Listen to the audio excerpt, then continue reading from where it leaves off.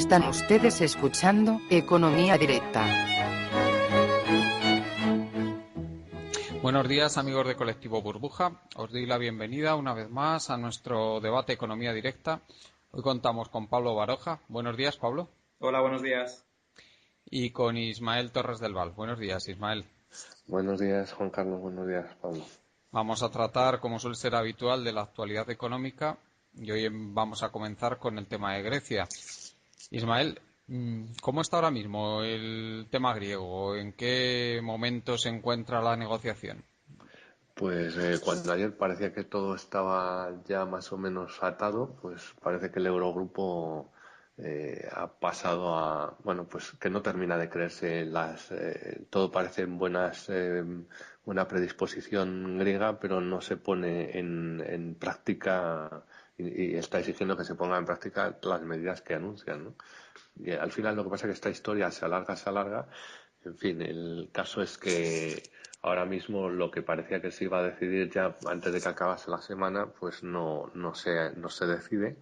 Y en Grecia, los parlamentarios van a tener que tomar medidas, vamos, que dictar leyes este fin de semana que adapten un poco lo que está exigiendo el Eurogrupo. Con lo cual, la nueva reunión del Eurogrupo se aplaza al miércoles siguiente.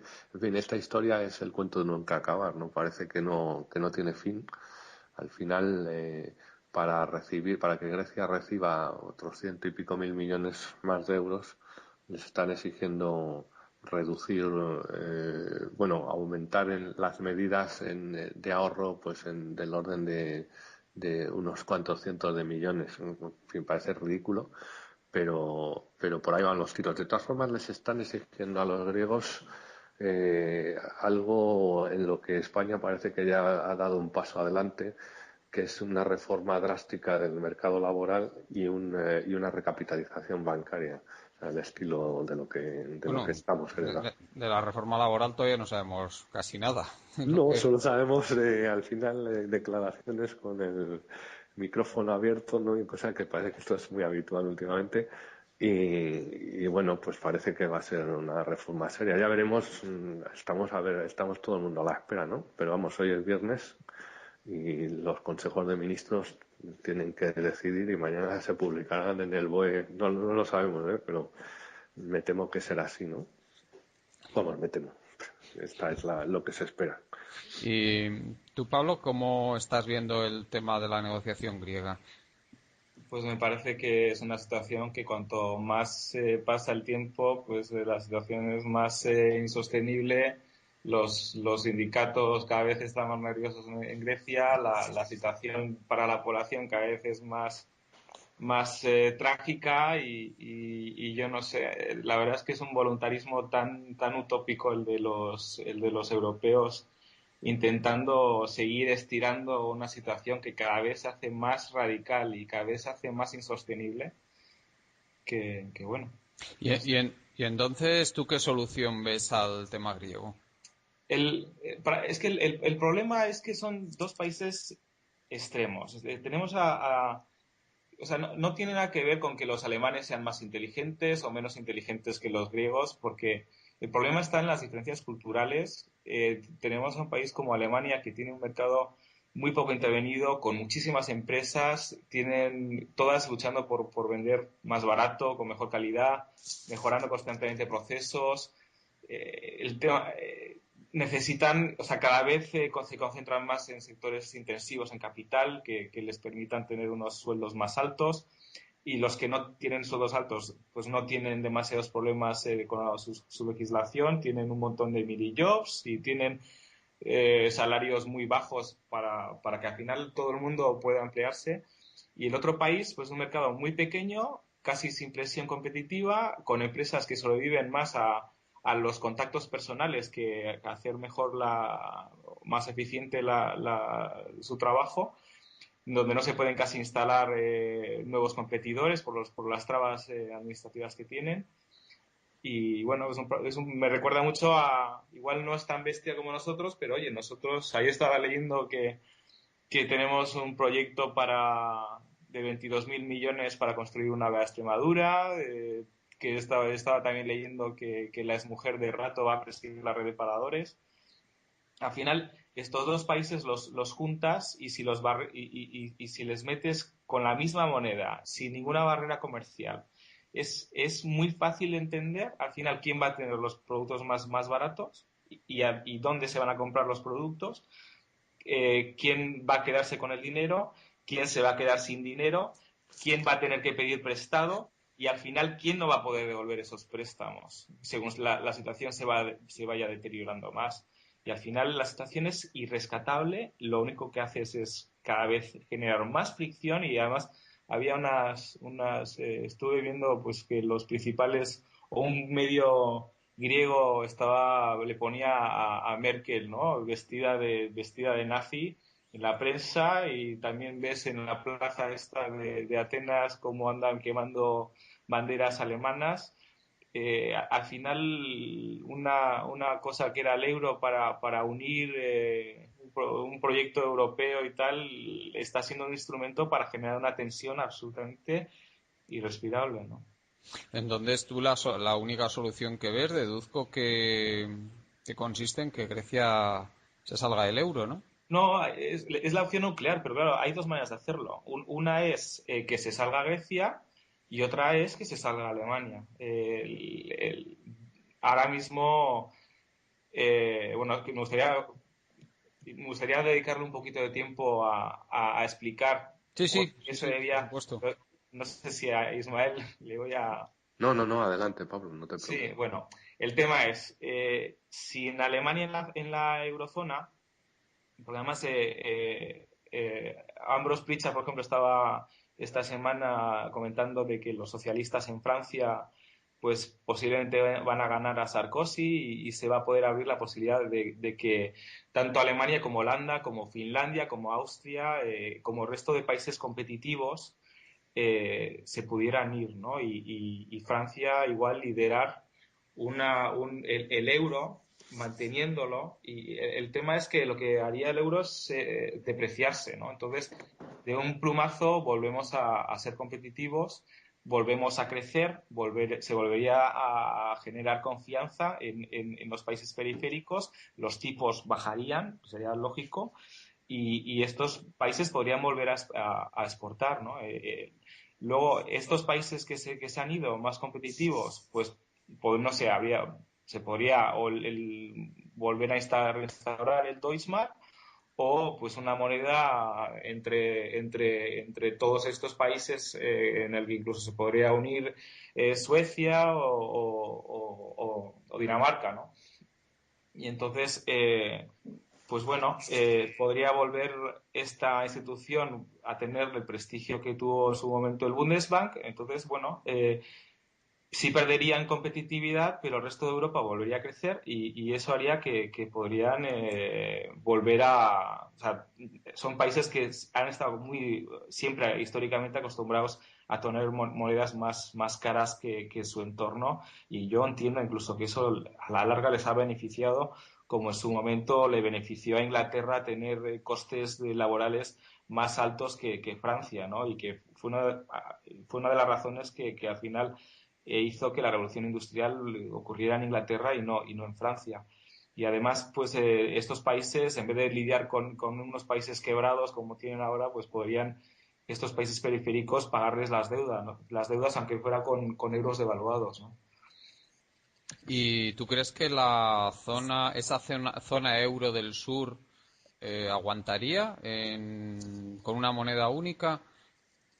Yo creo que sí, porque al final no habría estas reestructuraciones de la banca tan salvajes, habría mucho más tiempo porque se volvería a restablecer un equilibrio, se volvería a tener una situación de crecimiento que daría más sosiego más tiempo para pensar, para reflexionar sobre lo que se ha hecho mal en los países periféricos porque lo que estamos viviendo ahora mismo es de continuas situaciones de shocks y es una situación en la que cada semana estamos viviendo situaciones extremas, ¿no?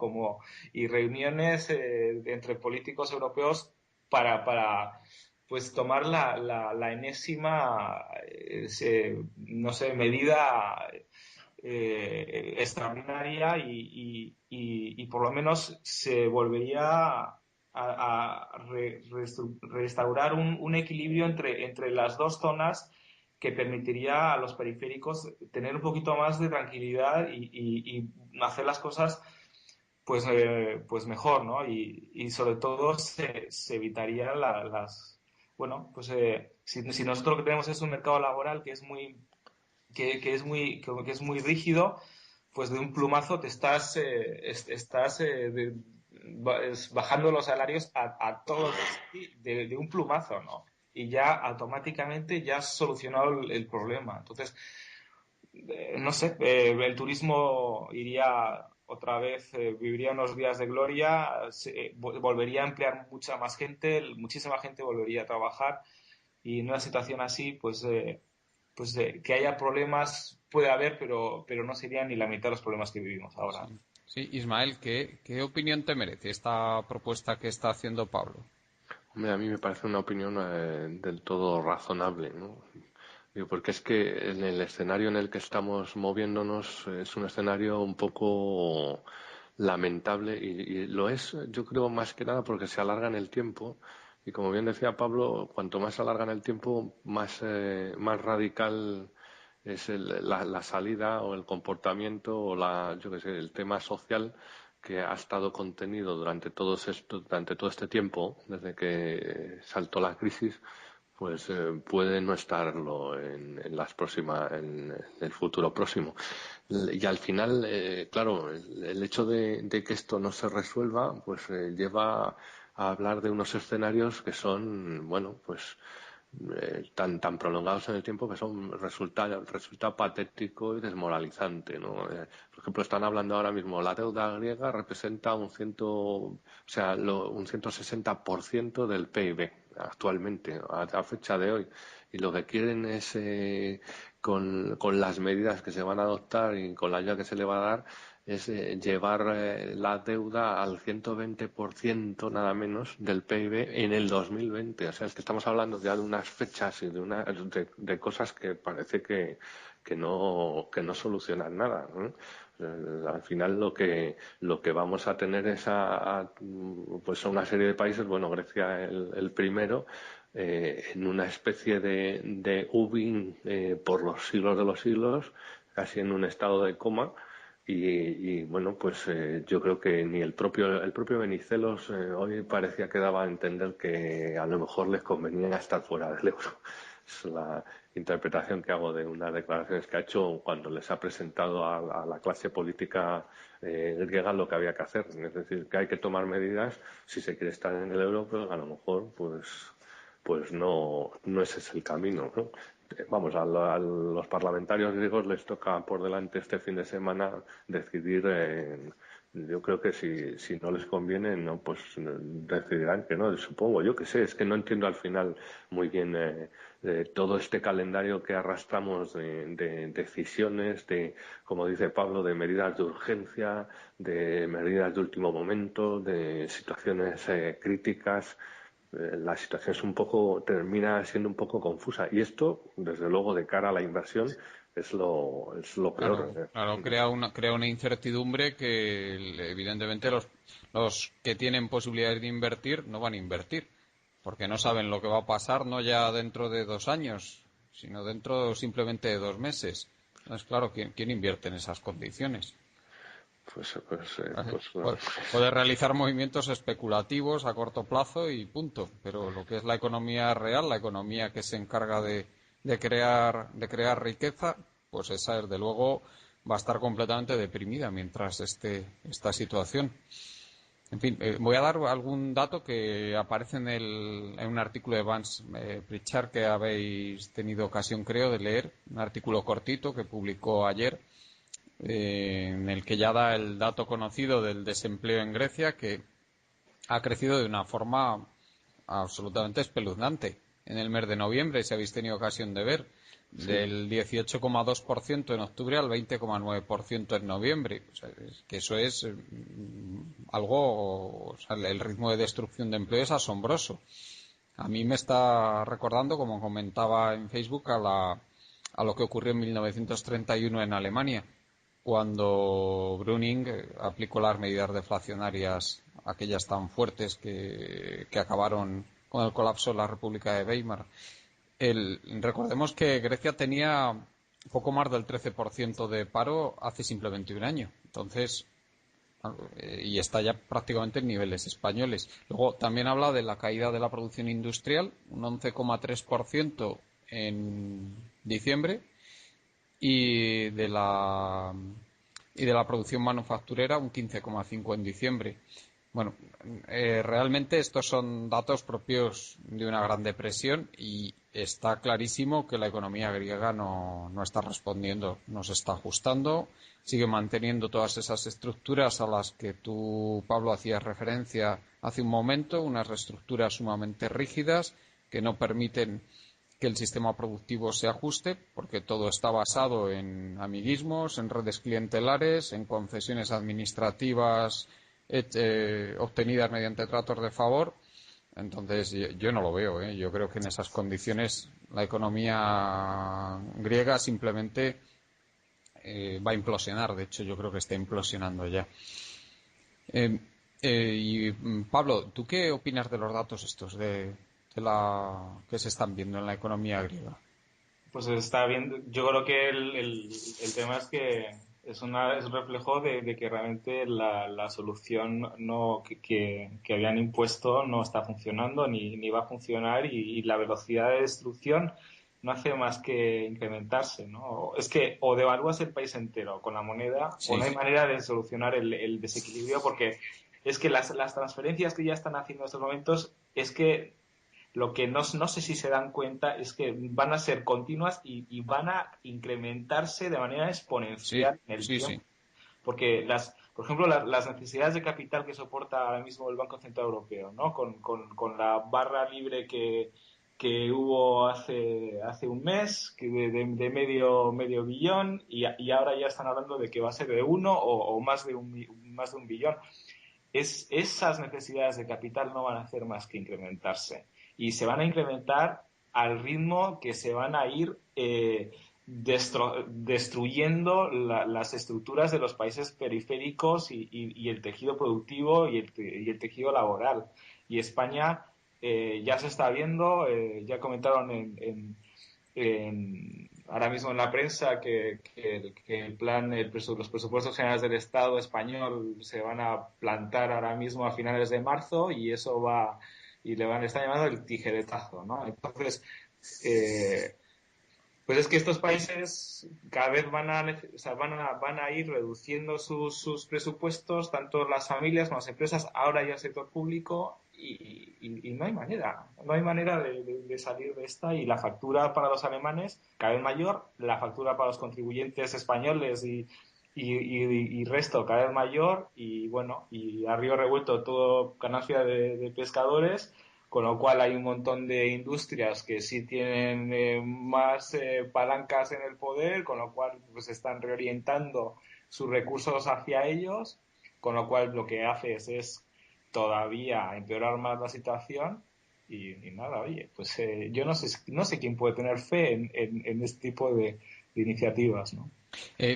¿Tuviste ocasión, Pablo, de ver el número de empresarios cómo había evolucionado en la última EPA? Porque yo lo estuve revisando el otro día y desaparecieron aproximadamente uno de cada 11 empresarios en el año 2011.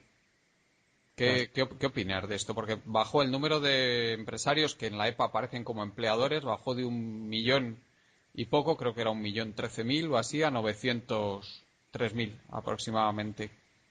¿Qué? Es lógico con la evolución de la masa monetaria en el país, es lógico con la mayor presión fiscal del país, que todavía va a retirar más dinero de la economía, y es que si no se mueve dinero, no sé qué negocio se puede hacer, ¿no? A no ser que sean pues empresas orientadas hacia la exportación, tal, pero las pymes normalmente pues necesitan cierto volumen antes de, de poder exportar. Sí, porque si la otra alternativa es montar la empresa directamente, coger las maletas y montarla fuera, ¿no? Para pymes. Y me imagino que muchos de estos empresarios seguro que están haciendo eso, se están yendo del país.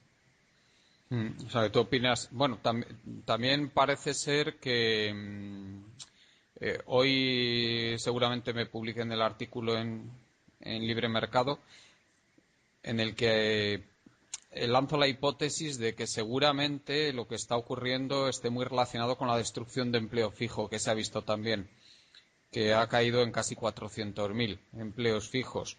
Entonces, a mí lo que me da la impresión es que lo que está pasando es que están quebrando muchísimas empresas. Y posiblemente esos empresarios o bien están haciendo lo que tú dices, irse fuera a montar las empresas, o bien se están pasando a autónomos con una estructura mucho más reducida. Porque el número de autónomos en la última EPA sí es verdad que subió ligeramente. A mí lo que más me preocupa es que esto, no tan acusado como en Grecia, pero está trayendo algunos recuerdos de una espiral destructiva de la economía, ¿eh? Como tú dices, pues debido a la caída de la masa monetaria, fundamentalmente a la ausencia prácticamente de crédito, pues que eso provoca que no pueda funcionar la economía, como tú bien dices. Bueno, Ismael, Sí. sobre la posibilidad de... ¿Tú cómo ves que está reaccionando la economía española ante este inicio de ajustes que se está dando? Porque recordemos que todavía estamos al principio. Sí. Pues yo como mero observador de los mercados veo que el enfermo no responde a la terapia, ¿no? Simplemente viendo, por ejemplo, el otro día cuando estuve comentando la evolución, por ejemplo, del IBEX de los pequeños valores, pequeños y medianos valores, uno pues puede ver que la evolución de ese índice que está tocando los valores más bajos de toda su historia responde un poco a lo que estás comentando sobre la destrucción ya no solo de empleo, sino de la caída en el número de empresarios. La situación yo creo que es ya patética en determinados niveles, no en el nivel de las empresas grandes con vocación exportadora o ya bueno, multinacionales bueno, afortunadamente tienen recursos que vienen de fuera. Y, por ejemplo, el otro día cuando el Santander reconoció que ya el 60% de su negocio está en el exterior, pues es bastante significativo. Es decir, que la economía española se ha enfriado de tal manera y además continúa en ese camino que todos los índices apuntan, vamos, todas las pistas apuntan en la misma dirección. Tanto índices como destrucción de empleo, pues estaba el otro día Rajoy estaba aventurando para este año una mayor destrucción de empleo. El dato que estabas comentando sobre el número de empresarios, en fin, la situación es que yo creo que o sea, de nada sirven unas medidas adoptadas tardíamente. Yo esto lo veo casi como el que tiene una caries y no termina por ir al dentista, finalmente termina por perder la muela, ¿no?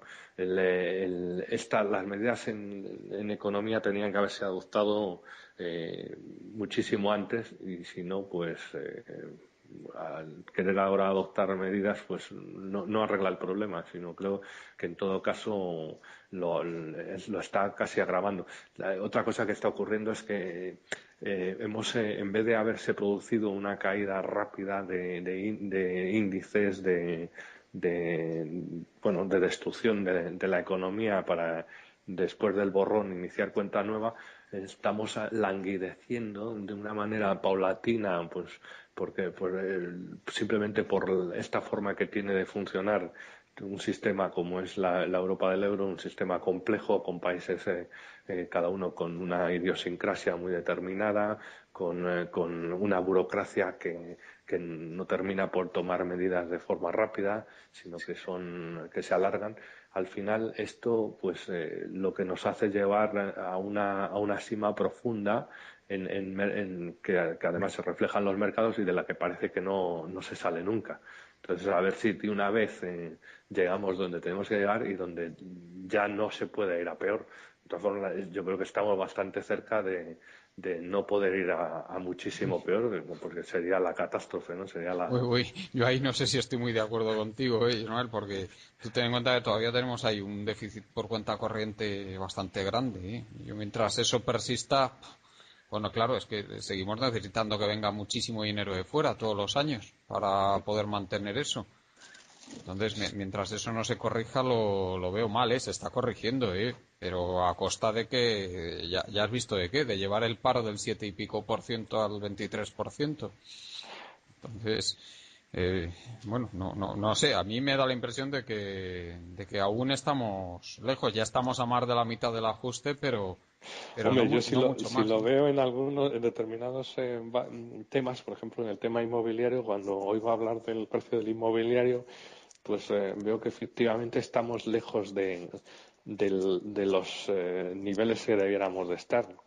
Entonces, ahora con las medidas de Guindos, las últimas, pues parece que se va en la línea, pero efectivamente en algunas cosas pues debiéramos de haber tocado ya los mínimos a tiempo, pero claro, los estamos manteniendo artificialmente las cosas, no terminamos por llegar a donde hay que llegar para poder empezar a construir. Es que date cuenta que si quien está sosteniendo ahora mismo la demanda interna y quien está sosteniendo el déficit por cuenta corriente realmente es el sector público, o sea, porque mediante su déficit.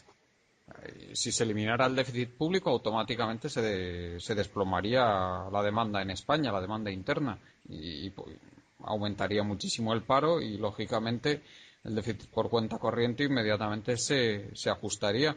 Pero claro, es que tú date cuenta el coste que tiene eso.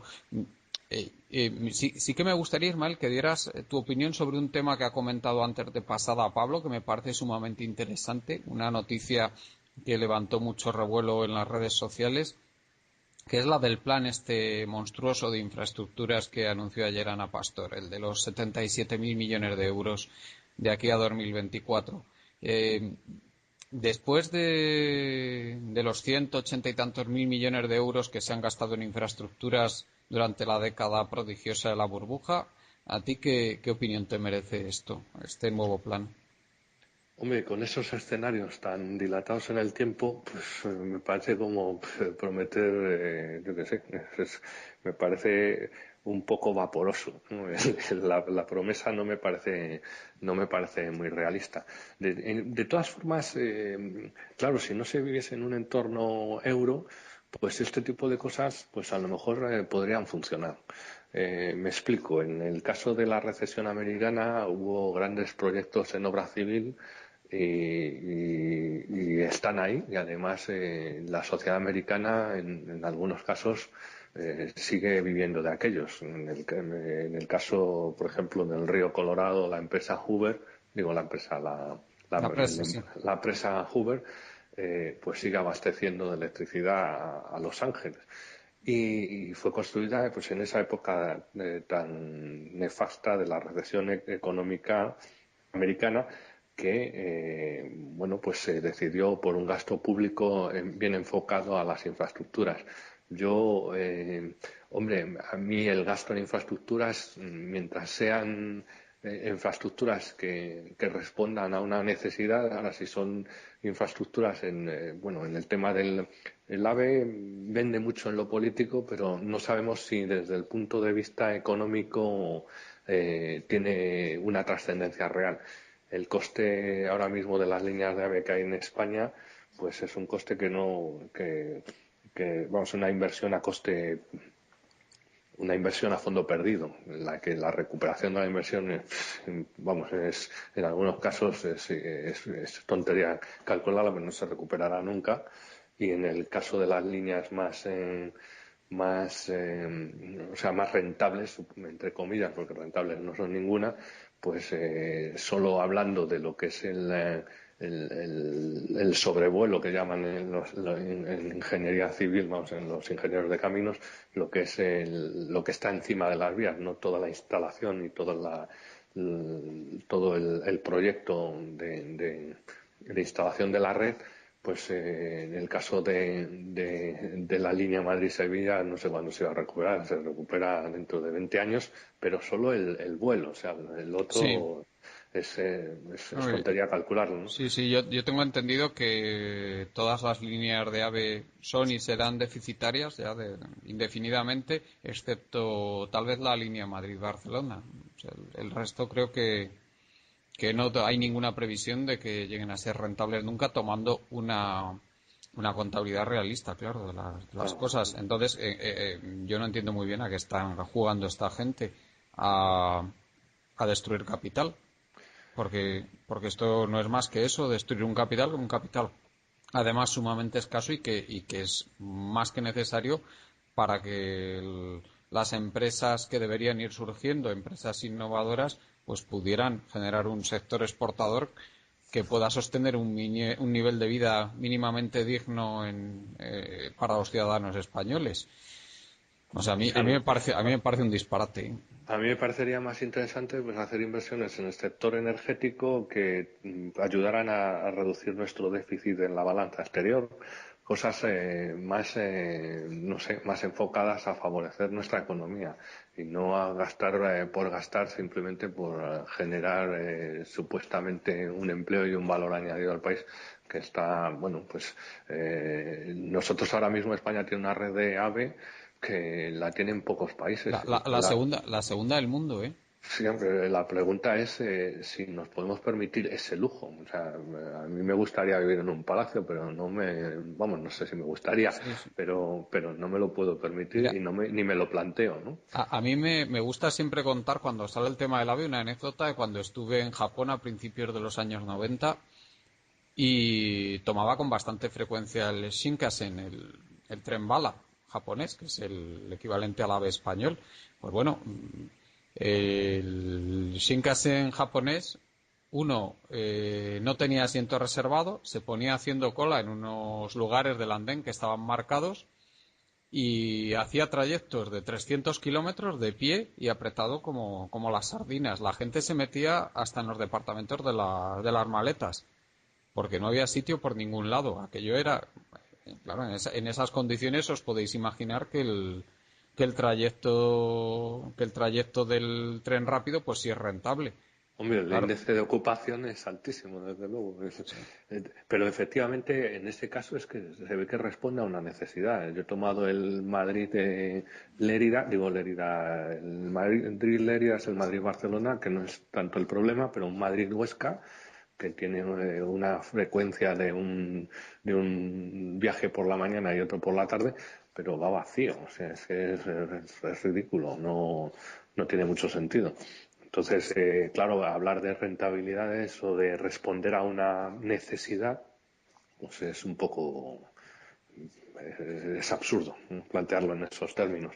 Entonces, efectivamente, digo, si queremos ayudar en esta situación de crisis y tal, pues busquemos soluciones, o sea, planteemos proyectos de inversión que respondan más a una necesidad, dar solución a los problemas y no a generar un gasto por generarlo, ¿no? y, Pablo, ¿qué opinión te merece a ti todo el tema este del proyecto de infraestructuras?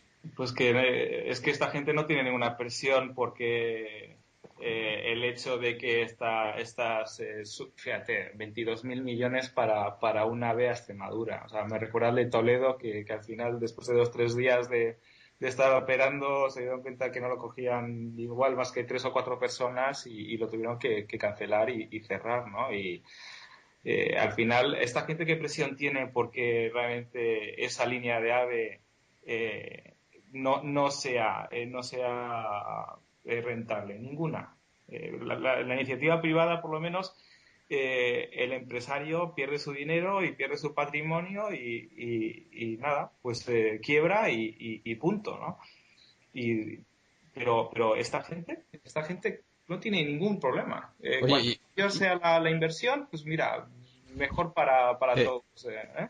te voy a dar una mala noticia, Pablo, y es que me están diciendo que los 77.000 millones que he dicho son solo para AVE y carreteras, que realmente es mucho más, que son 225.000 millones en total el plan, que el resto va para otras infraestructuras. Pues yo no sé si los alemanes se van a agarrar y se van a levantar de la mesa, van a decir que esto lo financie pues, la abuela, ¿no? De Rajoy, porque es que realmente yo no sé a quién le pueden presentar un plan de infraestructuras de este tipo y que alguien diga, sí, venga, nosotros lo apoyamos, ¿no? Es que Eh, es una locura. y además que a mí me da la sensación de que esta gente vive en la luna, porque es que no se están dando cuenta de lo que está pasando en el mundo, no se están dando cuenta, es que no salen a las carreteras y no se dan cuenta de que las carreteras están vacías, que no hay atascos prácticamente por ningún lado.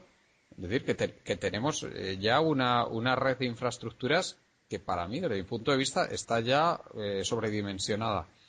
Y Creo que la primera línea de AVE del mundo creo es China. sí, y luego España, sí. Pero justo, mira, casualmente China, un país que también ha vivido de la obra pública, ¿no? Y que ha vivido de tirar para adelante vía inversión para aumentar PIB, fuera como fuera, ¿eh? Venga, vamos a montar infraestructuras. No sé, somos, en ese sentido, somos casi más chinos que los propios chinos, ¿no? Porque ellos por lo menos tienen un país de más de 1.000 millones de habitantes y nosotros, pues ahí estamos de tú a tú con ellos, ¿no? Con cuarenta y pico millones. Esto me recuerda a la famosa frase aquella de que el dinero público no es de nadie. Cada vez que veo cosas de estas. Hombre, esto es absolutamente asombroso. Yo ayer no me lo podía creer, ¿eh? Porque, porque esto lo que significa para mí es que sencillamente el PP tiene ahí una colusión con los grandes grupos constructores y no piensa más que en otra cosa más que en darles trabajo. Para mí es la única explicación posible de esta locura de plan. Yo no veo otra. En fin, no. ¿Tú qué opinas, Ismael?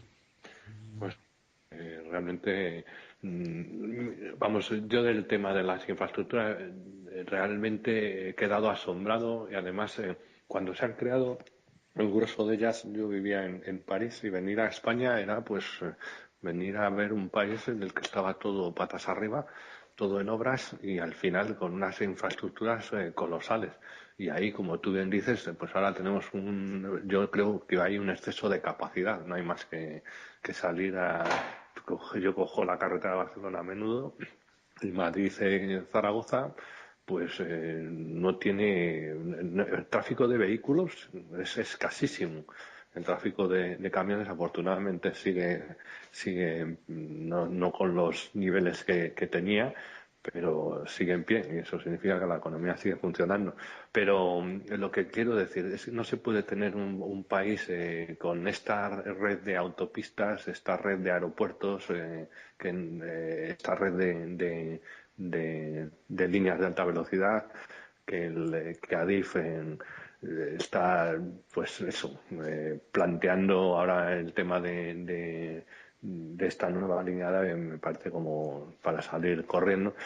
Lo que quiero decir es que estamos teniendo una red de infraestructuras o tenemos ya una red de infraestructuras impresionante que efectivamente es la envidia de muchos, pero que realmente hay que preguntarse si se puede, o sea, si esto es sostenible o si ha merecido la pena este tipo de cosas para tener un exceso de capacidad y además, de todas formas, este tipo de cosas generan luego un gasto de mantenimiento, no solo Claro, haber generado claro, la infraestructura, ¿no?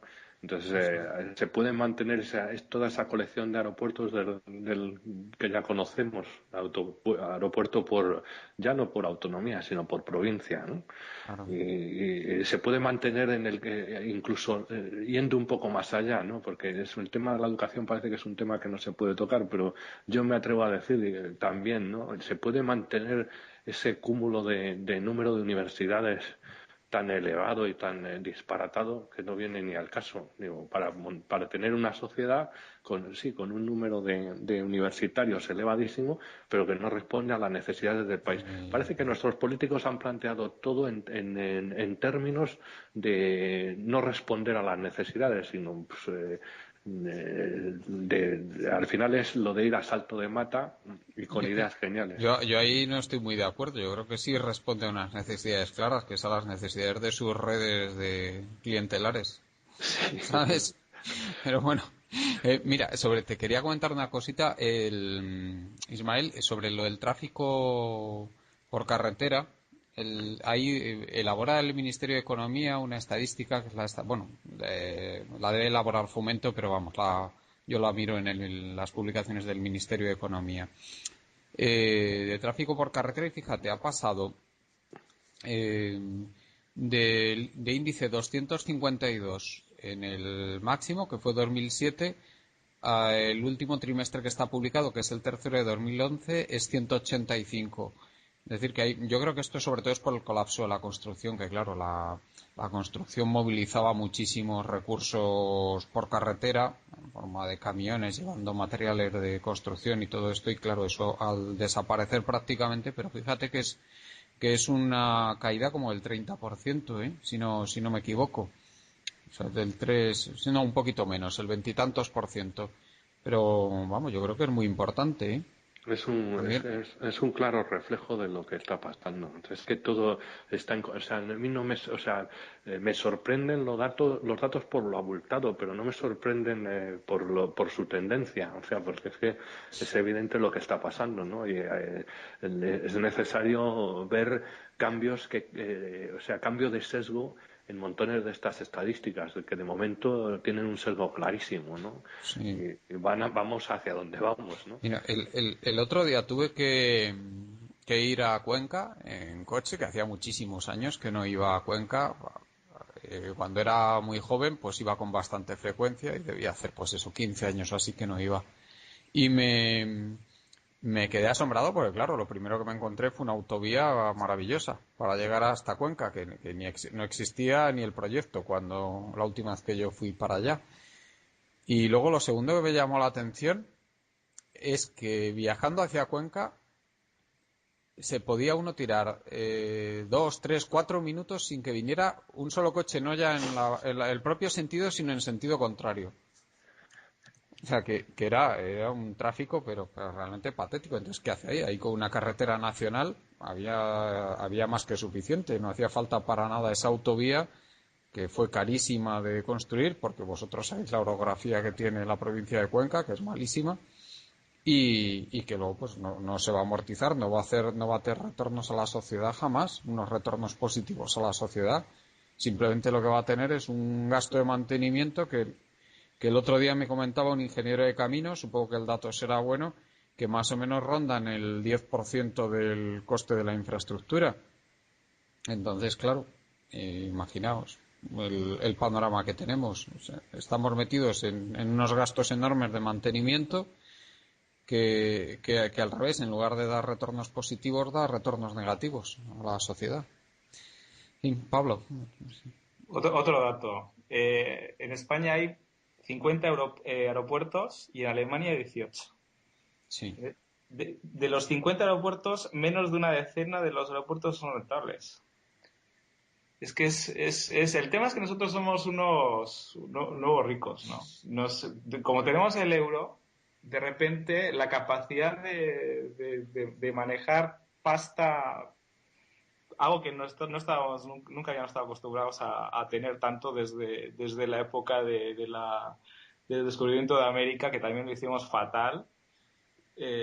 Pues de repente nos hemos encontrado con una moneda que nos ha posibilitado, con unos tipos de intereses bajísimos, que nos han posibilitado hacer unas auténticas animaladas, ¿no? Es que Alemania, un país con muchísima más población, con mucha más actividad económica, con mucha más renta per cápita, es que no tenga ni una tercera parte de los aeropuertos que tenemos nosotros. Es que es reflejo de una situación que no se puede sostener. Y la realidad de todo esto es que nosotros no podemos tener la misma moneda que los países más competitivos de Europa.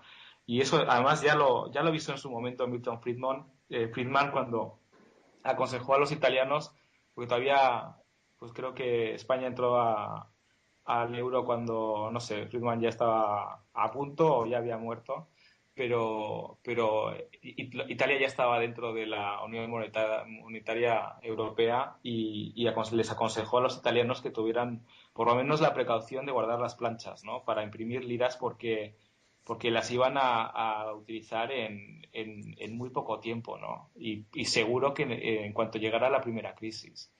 Y yo creo que al final el tiempo le ha dado la razón. No se puede tener un país como España con todos nuestros problemas de manejo del dinero y sobre todo del nivel de manipulación del dinero, del uso indebido del dinero de nuestros políticos y de nuestros grandes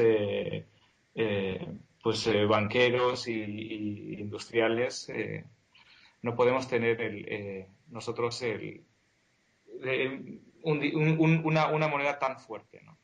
Y a mí me da la sensación también, Pablo, que el mundo ha cambiado muchísimo desde que se decidió que España entrara en el euro, o se vio que ya iba a entrar, que fue concretamente en el año 96-97, hasta ahora. El mundo no se parece ni por asomo. ¿Tú qué cambios has visto? Tú que has trabajado tanto fuera de España, que has visto cómo funcionan las cosas por tantos países, ¿qué cambios significativos e importantes has visto desde aquella época hasta ahora? Pues yo me acuerdo cuando salí de España y después de estar pues 6 o 7 años fuera y volver, a mí lo primero que me sorprendió era la cantidad de agencias de viaje que había. Y decía, ¿cómo puede este país permitirse tantos viajes, ¿no? Eh, yo creo que lo que ha cambiado en este país, sobre todo es que lo que hemos hecho es pues no invertir en adaptarnos, ¿no? En modificar el tejido industrial del país para ser más competitivos, ¿no? Por ejemplo, y eso se ha visto ahora claro, ¿no? En cuanto de repente ha habido necesidades de capital, lo primero que se ha hecho es darle un tijeretazo al I+D en el país, ¿no? Pero además, que ni debía ser el I+D algo que tendría que surgir del Estado o de presupuestos nacionales, sino que tendría que venir de las propias empresas. Pero claro, las universidades, las empresas aquí no están orientadas hacia el I+D. Normalmente, yo alguna vez que hablo con científicos, eh, por ejemplo, tengo un par de amigos que eran científicos ahí en la costa este de Estados Unidos y han venido aquí y se asombran de que les piden papers para publicar en 3 meses, ¿no? O sea, ellos decían, no, pues yo en mi universidad de nivelazo ahí en Estados Unidos, pues bueno, me daban pues igual 6 meses, un año. Realmente la preocupación no era publicar por publicar, ¿no? La preocupación era verdaderamente avanzar, el poder estar publicado en una revista de nivelazo, ¿no? Y aquí eso lo resolvemos fácil inventándonos todo tipo de revistas nacionales, con lo cual te garantizan la publicación, ¿no? Pero lo mismo está pasando, por ejemplo, con el tema de las patentes en la industria, ¿no? Aquí muchísimas de las patentes que se patentan, valga la redundancia, no es por realmente asegurarse un control de una nueva tecnología que se ha desarrollado. Aquí la idea es cobrar por esa patente publicada, porque hay fondos públicos que están ahí detrás apoyando el que tú como empresa patentes algo, ¿no? Y al final todo ese tipo de cosas se pagan. Entonces, el cliente realmente de esas empresas no es el mercado que podría comprar los productos, sino la administración que le va a pagar la subvención, ¿no? Claro, los incentivos están completamente al revés, ¿no? Sí.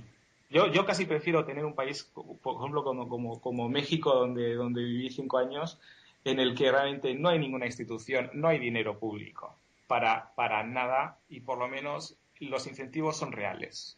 Y son empresas que si patentan algo es porque realmente, y lo patentan en Estados Unidos, y realmente es porque realmente tienen una iniciativa de negocio que quieren poner en marcha. Pero pues casi prefiero tener una presión fiscal como el Real de México, que anda por el 13%, si por lo menos hay una iniciativa privada que va a funcionar eh, con los incentivos bien puestos, ¿no? Sí, Pero bueno. Ujú. Sí, sí. es un, Hombre, yo ahí, hombre, he hecho sobre todo el tema de la desigualdad tan grande que hay en México. Es lo que más me, digamos, la pega que yo le pongo a países como esos, claro. Que eso es bastante duro, ¿no?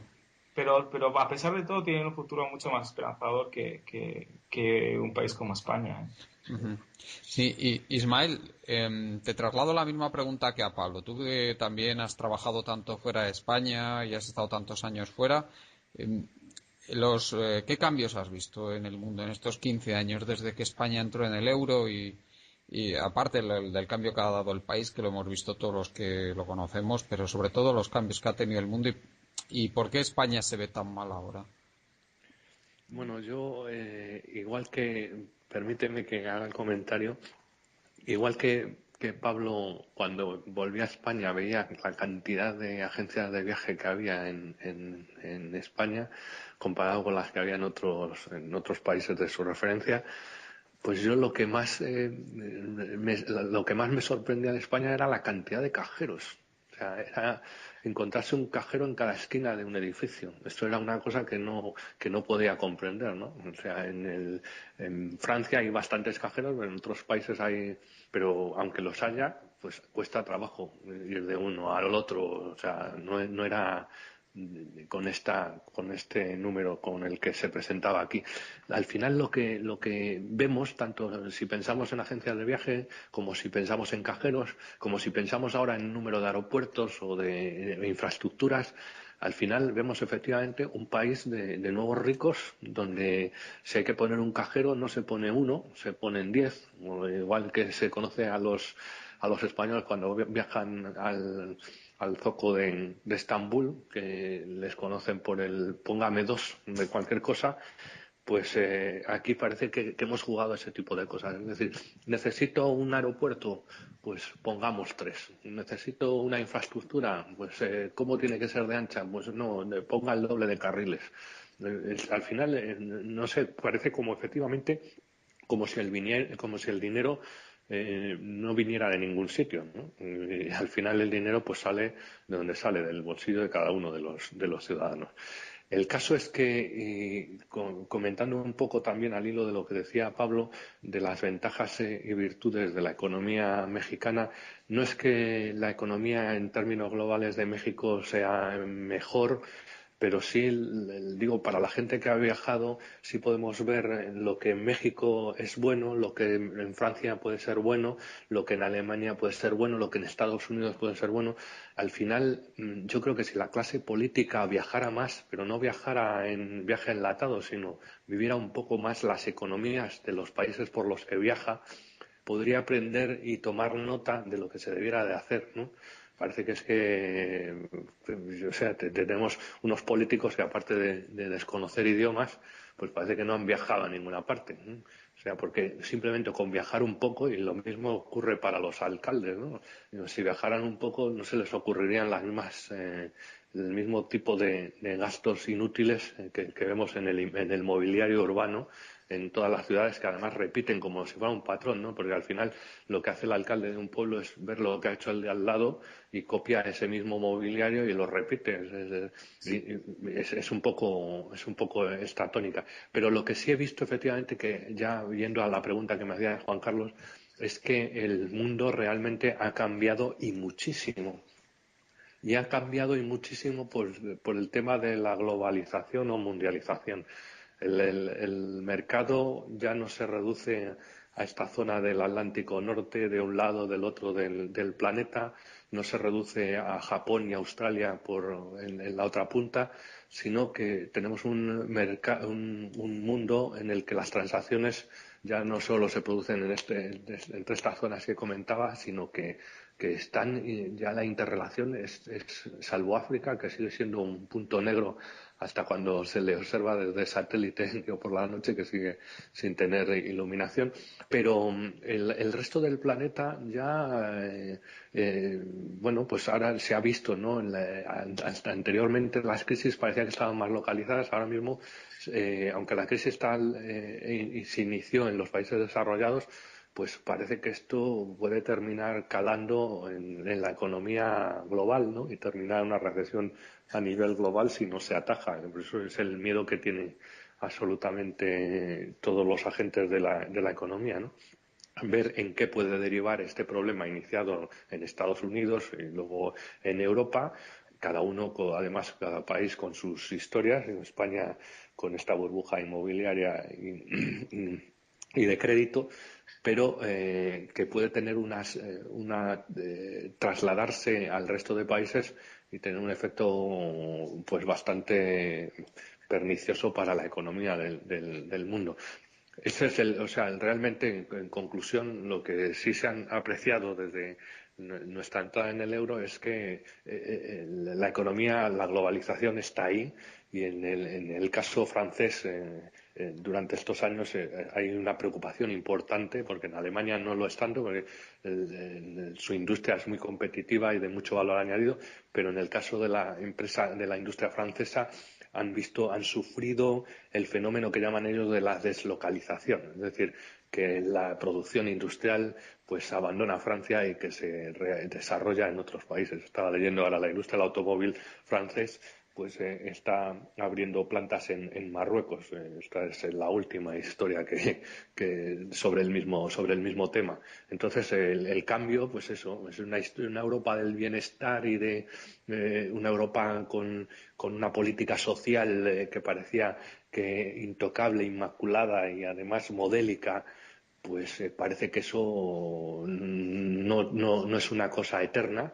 Y que en esta economía globalizada tendemos a una convergencia hacia unos niveles un poco más homogéneos, ¿no? Sí, más homogéneos, más laxos en Sí. Europa y mejores en el resto de países. Eso lo comenta mucho y con muchísimo acierto el profesor Salai Martín, que la mundialización como efecto está trayendo pues el que haya un flujo enorme de riqueza de los países que tradicionalmente se llamaban del primer mundo, que ahora llamamos occidentales, o del norte hacia los países que antes se solían llamar del tercer mundo y ahora se llaman emergentes, o del sur. Y efectivamente esto es así, y además lo más curioso es que se está haciendo vía depauperación de los salarios, lógicamente, porque si se aumenta muchísimo el número de trabajadores que están involucrados en la producción de bienes que se pueden comercializar, se ha aumentado de unos poquitos cientos de millones a ya más de 1.000 millones de personas, pues lógicamente eso hace que los salarios se presionen muchísimo a la baja. Y yo creo que en buena medida eso es lo que se está viendo. Bueno, yo no sé si queréis añadir más porque ya nos ha cumplido el tiempo, que creo que Ismael se tiene que ir. Pablo, si quieres añadir algo rápidamente. Nada, ya seguiremos la semana que viene. Muy bien, pues entonces nada, ya dejamos que Ismael atienda sus obligaciones. Muy bien. Muchas gracias, Ismael, por tu presencia Juan aquí. Carlos. Muchas gracias, Pablo. Venga, un saludo. Muchas gracias, amigos de Colectivo Burbuja, y nos vemos el próximo lunes en nuestro debate Economía Directa. Muchas gracias y hasta pronto.